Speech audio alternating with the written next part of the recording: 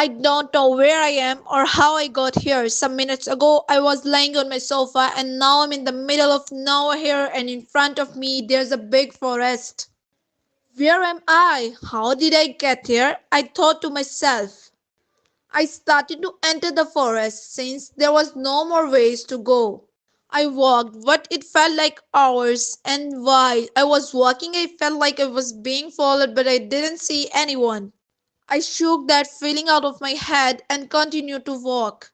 A few more hours have passed, and I still didn't see anyone. I even thought to go back to the main road, but it was too late. I was already lost in the woods. The night came and still nothing, only trees and grass surrounding me, so I decided to sit down a bit and try to rest. While I was dozing off, I caught a glimpse of a shadow. I thought it was an animal and pondered to myself. Maybe there is food around here, so I resolved to go there and observe it for myself. And I tell you, it was the worst decision ever. I approached the shadow, and as I was getting closer, I saw a man. A man without eyes, without nose, without face. As soon as I saw his face, I froze for a moment. He started to walk slowly in my direction, but I just started to run in the opposite direction, and he started to chase me. And as I was being chased by this faceless man, I just ran and ran.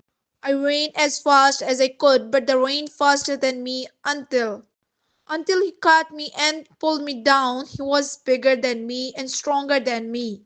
I screamed for help. I screamed as loud as I could. Help, please, somebody help me, please, please. But I was in a forest in the middle of nowhere. No one could hear me scream. I felt tears running down my face, and though the man had no face, I could sense that he was laughing at me. He was enjoying my scream. He was enjoying me struggling to get him off of me.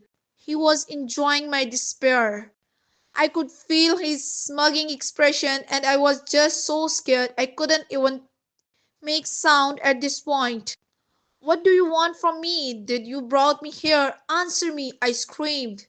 But still no answer, not even a small expression. His hands were holding my wrist and his body was holding mine to the ground, and that was when I saw the knife stabbing me.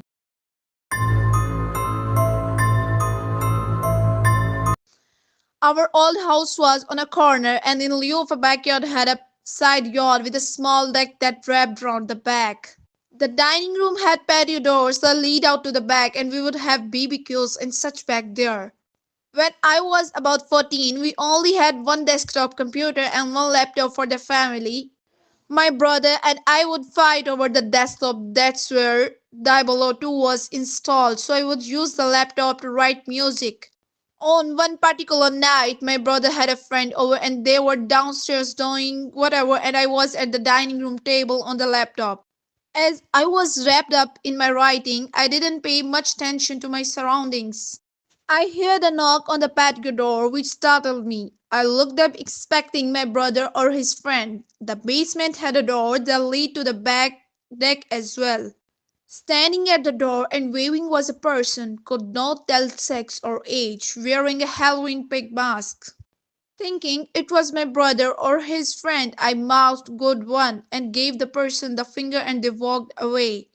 As soon as they left, I went downstairs to give them shit. And to my surprise and dismay,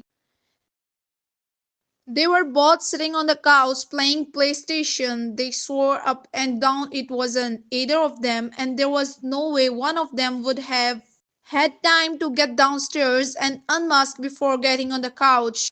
To this day, I have no idea who it was that knocked and waved. This summer, after I graduated from high school, I left work early and went up to my parents' cabin in northern Michigan. Spent that night at the beach watching the sunset. Once the sun went down and it became nearly pitch black, no light pollution, I got to my car and started driving down the highway M22. After about 10 seconds of being at speed, there was an older Tahoe late 90s that started writing my ass and flashing its high beams. So I got up to about 60 in at 45 they were still on my ass. I pulled off to the side road that my parents' cabin is off of and they took the same turn. I thought this seemed weird cause there's only about 30-40 houses on the road. So I went all the way to the end which is usually a dead end but leads to a maintenance area for the golf course nearby. Truck was still following me. At this point, I was freaking out because if I pulled into the house, they'd know where we lived and they were still following close by. I took a ton of random turns and the truck kept following every single turn for about 15 minutes. I finally had a chance to make a turn with traffic going through the intersection that gave me a few seconds of a head start.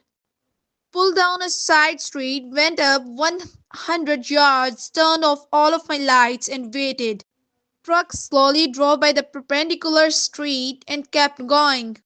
Booked it home, pulled my car around the side away from the main road, and pulled every curtain. For an 18 years old, I was scared as hell that night.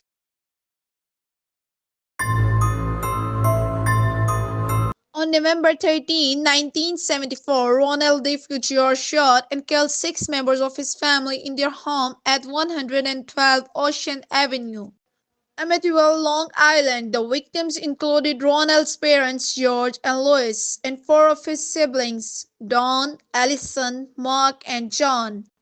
Just 13 months after the DeFeo murders, George and Kathy Lutz moved into the Amityville horror house with their three children.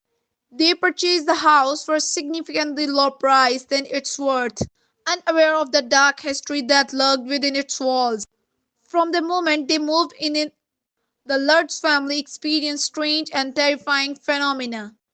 Doors would slam shut on their own, objects would move around, and disembodied voices could be heard. George Lutz even reported seeing ghostly apparitions and feeling an intense evil presence in the house. The Lutz family's stay in the Amityville horror house lasted only 28 days. During that time, they experienced some of the most intense paranormal activity ever recorded. They eventually fled the house, leaving behind most of their belongings. The Amityville horror house has become a cultural phenomenon, inspiring numerous books, movies, and documentaries.